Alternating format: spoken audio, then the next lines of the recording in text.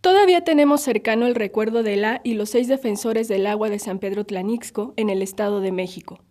Dominga González Martínez, Marco Antonio Pérez González, Lorenzo y Pedro Sánchez Berriozábal, Teófilo Pérez González y Rómulo Arias Mireles, 6 personas que habían sido condenadas entre 50 y 54 años de prisión, acusadas y acusados por un homicidio que no cometieron, pero que eran opositores a la privatización del agua del río de la comunidad de Tlanixco. Comunidad en la que, desde 1980, luchaban por evitar la escasez del recurso hídrico en su comunidad, provocada por su desvío por el riesgo del cultivo de floricultores en el municipio vecino de Villa Guerrero. Tuvieron que pasar entre 11 y 16 años para que se aceptara su inocencia, fueran finalmente liberada y liberados en el 2019 y dejaran de ser presa y presos políticos por defender el agua y oponerse al despojo de un bien común que nacía en su territorio. El caso de Tlanixco es emblemático porque nos mostró el nivel de criminalización del que es susceptible la defensa de los bienes comunes, los recursos naturales y el territorio, y cuánto es posible lucrar con las leyes. En varias ocasiones hemos hablado de la vulnerabilidad a la que están expuestas y expuestos quienes encabezan las luchas contra el despojo.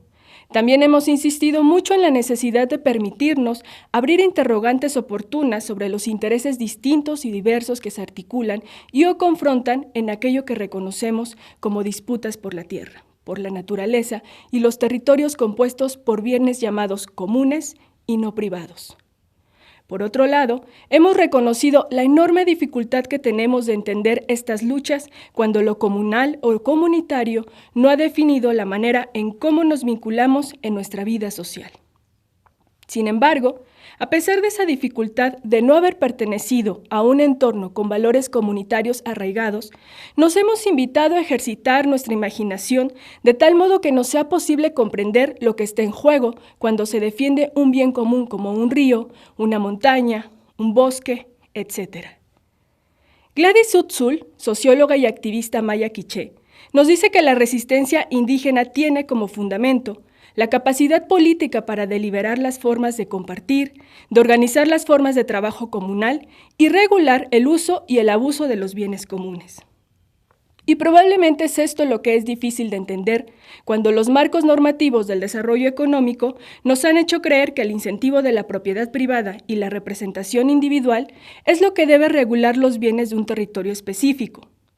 Creemos que la clave está en entender la idea de lo común, ahí donde no existen dueños particulares de los recursos naturales, materiales y culturales, y donde la autoridad social y política es la comunidad entera.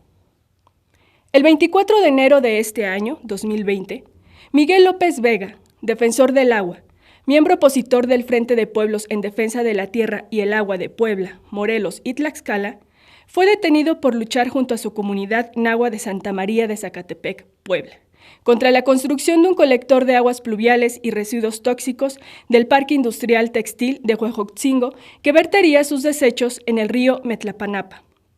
Días después, el 29 del mismo, fue liberado, aunque con su proceso abierto.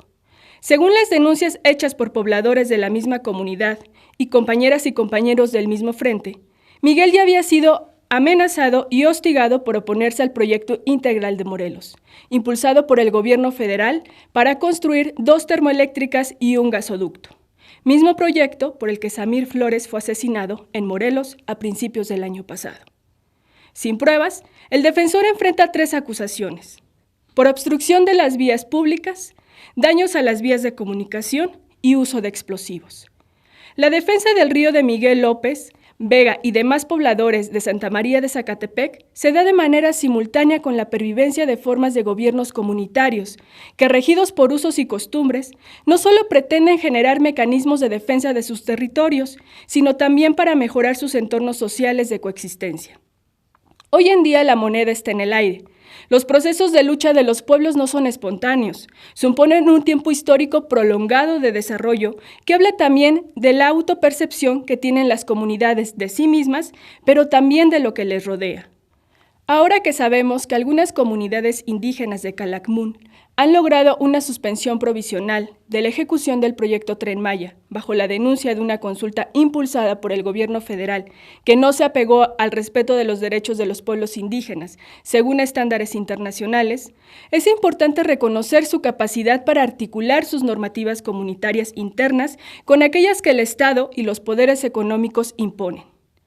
Nos dice Gladys Tzutzul, las comunidades indígenas han sabido interpretar la especificidad de las prácticas del ejercicio de poder. Sus luchas han logrado en varias ocasiones limitar al capital en su intento de totalizar o acaparar las tierras y bienes comunes.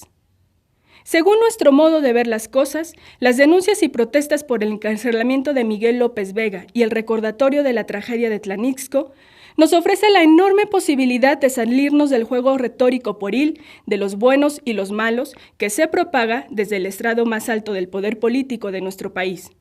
Si la crítica no siempre es malsana y no siempre se acomoda al adjetivo de fifís o conservadores, a veces los fines de nuestros señalamientos están por encima de los juicios moralizantes que, paradójicamente, al cuestionar el surgimiento de frentes y resistencias, tienden a poner en riesgo la vida de comunidades enteras.